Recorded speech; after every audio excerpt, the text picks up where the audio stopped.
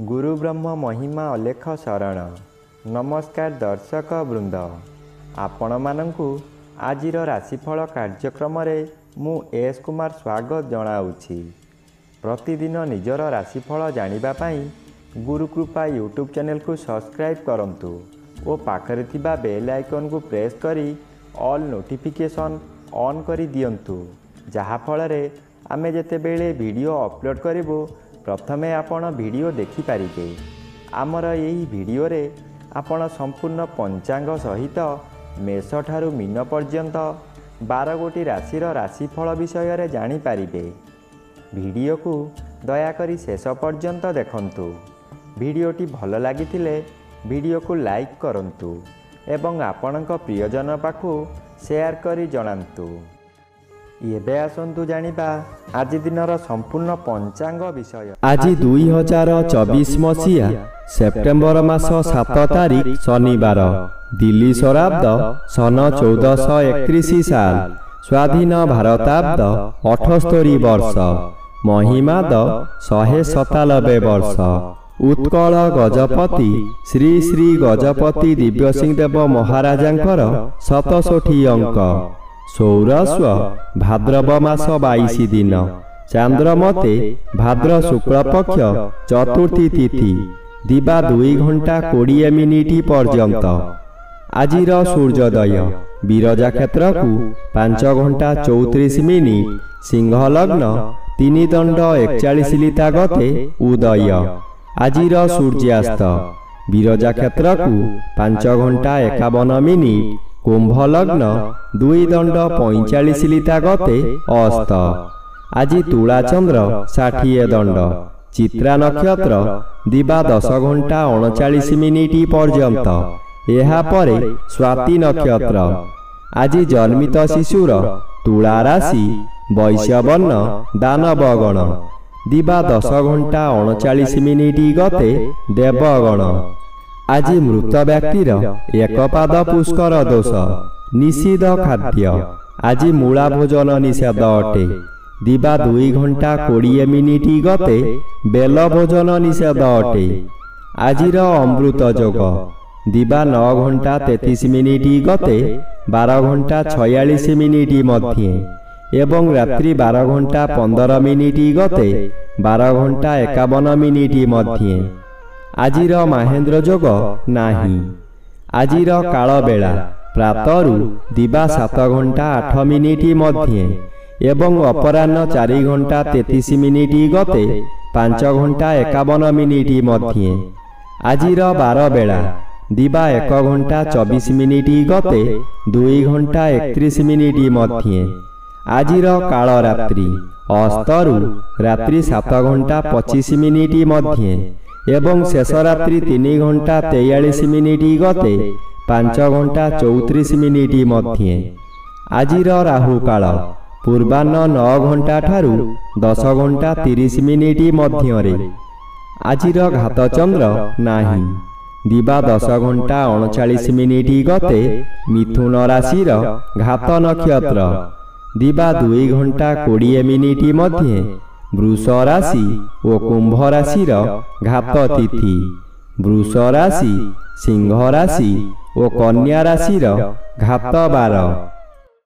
प्रिय बंधुगण, एबे आसंतु जानिबा मेष ठारू मीन पर्यंत 12 गोटी राशिर राशिफल विषय रे। राशि चक्र प्रथम राशि मेष राशि।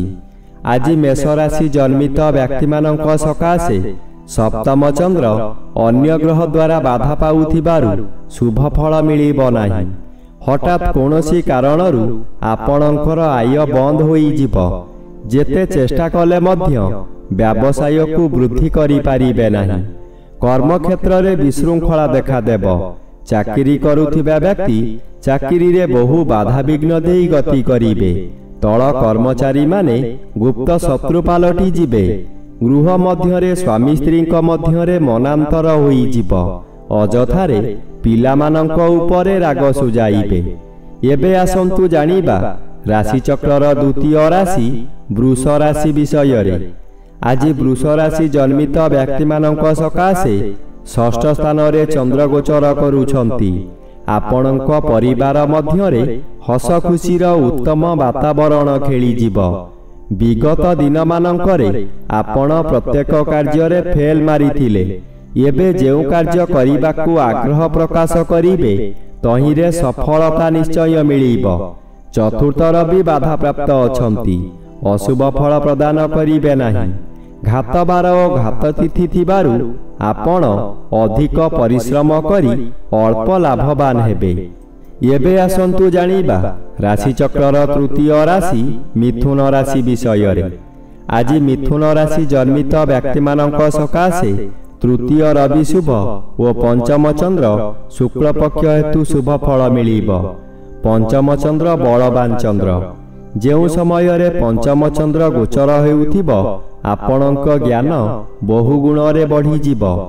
ମସ୍ତିଷ୍କ ଥଣ୍ଡା ରହିବା କାରଣରୁ ପ୍ରତ୍ୟେକ କାର୍ଯ୍ୟ କରିବା ପୂର୍ବରୁ ଭଲ ଭାବରେ ଚିନ୍ତା କରିବେ।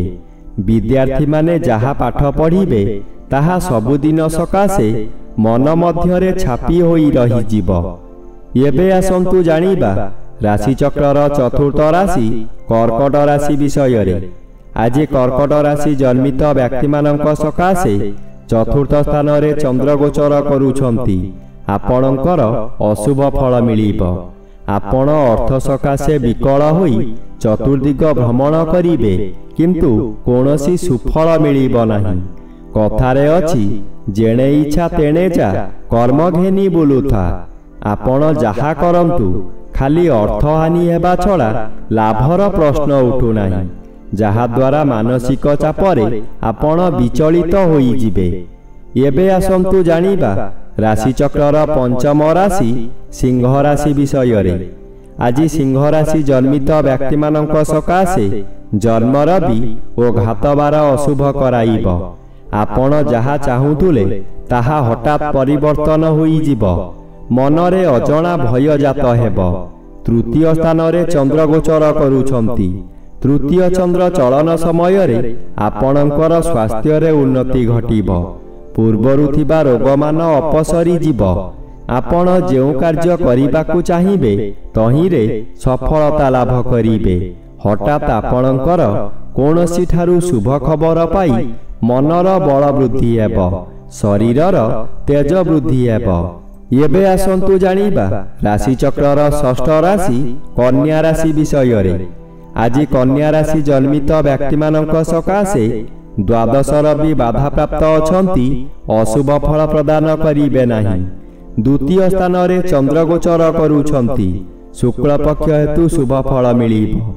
ଆପଣଙ୍କୁ କିଛି ବ୍ୟକ୍ତି ଅସହଯୋଗ କରୁଥିବା ସ୍ଥଳେ ଅନ୍ୟ କିଛି ବ୍ୟକ୍ତି ସହଯୋଗର ହାତ ବଢ଼ାଇ ଆପଣଙ୍କୁ ଉଚ୍ଚକୁ ଉଠାଇ ନେବେ। ବାଧା ଆସୁଥିବା ସ୍ଥାନରୁ ବିଳମ୍ବରେ ହେଉ ପଛେ ସଫଳତା ମିଳିବ। ଆପଣଙ୍କ ଉଦ୍ୟମ ଫଳପ୍ରଦ ହେବ। ଉତ୍ତର ଦିଗରୁ କୌଣସି ବ୍ୟକ୍ତି ଆପଣଙ୍କ ସହିତ ଯୋଗାଯୋଗ କରି ଶୁଭ ଖବର ଦେବେ। ଏବେ ଆସନ୍ତୁ ଜାଣିବା ରାଶିଚକ୍ରର ସପ୍ତମ ରାଶି ତୁଳା ରାଶି ବିଷୟରେ। ଆଜି ତୁଳା ରାଶି ଜନ୍ମିତ ବ୍ୟକ୍ତିମାନଙ୍କ ସକାଶେ ଏକାଦଶ ରବି ଶୁଭ ଫଳ ମିଳିବ। ବ୍ୟବସାୟରେ ଆୟ ବୃଦ୍ଧି ଅଚାନକ ହେବ। ଆଶାଠାରୁ ବହୁ ଗୁଣରେ ଲାଭାନ୍ୱିତ ହୋଇ ଆଗାମୀ ଦିନ ସକାଶେ ସଞ୍ଚୟ କରିପାରିବେ। ଶ୍ରୀଚନ୍ଦ୍ର ଅନ୍ୟ ଗ୍ରହ ଦ୍ୱାରା ବାଧାପ୍ରାପ୍ତ ଅଛନ୍ତି। ପେଟ ଗଣ୍ଡଗୋଳ ହେବ। ଭଲ ଭଲ ଖାଦ୍ୟ ପ୍ରସ୍ତୁତ କରିଥିବେ, କିନ୍ତୁ ନିଜେ ଭୋଜନ କରିପାରିବେ ନାହିଁ। ନୂତନ ପୋଷାକ ଆଣିଥିବେ, କୌଣସି କାରଣରୁ ଆପଣ ଅନ୍ୟ ସ୍ଥାନକୁ ଯାତ୍ରା କରିବେ, ତାହା ପରିଧାନ କରିପାରିବେ ନାହିଁ। ଦିବସ ସାରା ଖାଲି ଦିବା ସ୍ୱପ୍ନ ଦେଖିବେ। ଏବେ ଆସନ୍ତୁ ଜାଣିବା ରାଶିଚକ୍ରର ଅଷ୍ଟମ ରାଶି ବିଛା ରାଶି ବିଷୟରେ। ଆଜି ବିଛା ରାଶି ଜନ୍ମିତ ବ୍ୟକ୍ତିମାନଙ୍କ ସକାଶେ ଦ୍ୱାଦଶ ସ୍ଥାନରେ ଚନ୍ଦ୍ର ଗୋଚର କରୁଛନ୍ତି। ଶୁକ୍ଳ ପକ୍ଷରେ ଦ୍ୱାଦଶ ଚନ୍ଦ୍ର ସର୍ବଦା ଅଶୁଭ କରାଇବ। ମନ ମଧ୍ୟରେ ଦୁଶ୍ଚିନ୍ତା ବଢ଼ିଯିବ। ଆପଣ ଯାହା ବି କରନ୍ତୁ ତହିଁରେ ଖର୍ଚ୍ଚ ବ୍ୟତୀତ ଲାଭର ପ୍ରଶ୍ନ ଉଠୁନାହିଁ। ଏହି ଦ୍ୱାଦଶ ଚନ୍ଦ୍ରରେ ଅତିରିକ୍ତ ବ୍ୟୟଭାର ବଢ଼ିଯିବ। ଆପଣ ହତାଶ ହୋଇଯିବେ। ସୁଖ ସନ୍ଧାନରେ ବିଭିନ୍ନ ସ୍ଥାନକୁ ଯାତ୍ରା କରିବେ।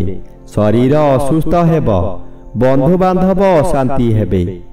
ଏବେ ଆସନ୍ତୁ ଜାଣିବା ରାଶିଚକ୍ରର ନବମ ରାଶି ଧନୁ ରାଶି ବିଷୟରେ। ଆଜି ଧନୁ ରାଶି ଜନ୍ମିତ ବ୍ୟକ୍ତିମାନଙ୍କ ସକାଶେ ନବମ ରବି ମାସର 15 ଦିନ ଗତ ହୋଇଯାଇଥିବାରୁ ଶୁଭ ଫଳ ପ୍ରଦାନ କରିବେ। ଏକାଦଶ ସ୍ଥାନରେ ଚନ୍ଦ୍ର ଗୋଚର କରୁଛନ୍ତି। ଆପଣଙ୍କୁ ରାଜଯୋଗ ଫଳ ମିଳିବ। ଆପଣ ବହୁ ଦିନରୁ ଯେଉଁ କାର୍ଯ୍ୟ ସକାଶେ ଅପେକ୍ଷା କରିଥିଲେ ତାହା ଏହି ସମୟରେ ନିଶ୍ଚୟ ପୂରଣ ହେବ। କୌଣସି ଅଫିସରଙ୍କ ସାକ୍ଷାତ ପାଉନଥିଲେ, ଏବେ ତାଙ୍କ ସହିତ ସାକ୍ଷାତ ହେବ। ତାଙ୍କ ସହଯୋଗରେ ଆପଣ ବହୁ ନୂତନ କାମ ପାଇ ଉପକୃତ ହେବେ। ଏବେ ଆସନ୍ତୁ ଜାଣିବା ରାଶିଚକ୍ରର ଦଶମ ରାଶି ମକର ରାଶି ବିଷୟରେ। ଆଜି ମକର ରାଶି ଜନ୍ମିତ ବ୍ୟକ୍ତିମାନଙ୍କ ସକାଶେ ଦଶମ ଚନ୍ଦ୍ର ଶୁଭ ଫଳ ପ୍ରଦାନ କରିବେ। ଆପଣଙ୍କ କର୍ମକ୍ଷେତ୍ରରେ ଉଚ୍ଚତର ପାହ୍ୟାକୁ ଉନ୍ନୀତ ହେବେ। ଏହି ସମୟରେ ନୂତନ କର୍ମ ମଧ୍ୟ ମିଳିବ। ଯେକୌଣସି କାମ କରନ୍ତୁ ତହିଁରେ ସଫଳତା ମିଳିବ। ଉପରିସ୍ଥ ଅଫିସରଙ୍କ ଠାରୁ ପ୍ରଶଂସାମାନ ମିଳିବ। ପ୍ରତିଷ୍ଠା ଲାଭ କରିବେ। ସୁନାମ ଆପଣଙ୍କର ପ୍ରାପ୍ତ ହେବ। ଏବେ ଆସନ୍ତୁ ଜାଣିବା ରାଶିଚକ୍ରର ଏକାଦଶ ରାଶି କୁମ୍ଭ ରାଶି ବିଷୟରେ। ଆଜି କୁମ୍ଭ ରାଶି ଜନ୍ମିତ ବ୍ୟକ୍ତିମାନଙ୍କ ସକାଶେ ନବମ ଚନ୍ଦ୍ର ଶୁକ୍ଳପକ୍ଷ ହେତୁ ଶୁଭ ଫଳ ମିଳିବ। ଆପଣ ଯେଉଁ କାର୍ଯ୍ୟ କରିବାକୁ ଚାହିଁବେ ତହିଁରେ ସଫଳତା ମିଳିବ। ବିଶେଷ କରି ଏହି ସମୟରେ ଜନମଙ୍ଗଳ କାର୍ଯ୍ୟକ୍ରମରେ ଯୋଗ ଦେଇପାରନ୍ତି। ଜନହିତକର କାର୍ଯ୍ୟ କରି ଉଚ୍ଚ ପ୍ରଶଂସା ପାଇବେ। ସପ୍ତମ ରବି ଓ ଘାତ ତିଥି ଅଶୁଭ କରାଇବ। ଆପଣ ଯେଉଁ କାର୍ଯ୍ୟ କରୁଥିଲେ ତାହା ହଠାତ୍ ପରିବର୍ତ୍ତନ କିମ୍ବା କାର୍ଯ୍ୟ ହାତରୁ ଚାଲି ଯାଇପାରେ, ଯାହାକୁ ଆପଣ ବରଦାସ୍ତ କରି ନ ପାରି ବିଚଳିତ ହୋଇଯିବେ।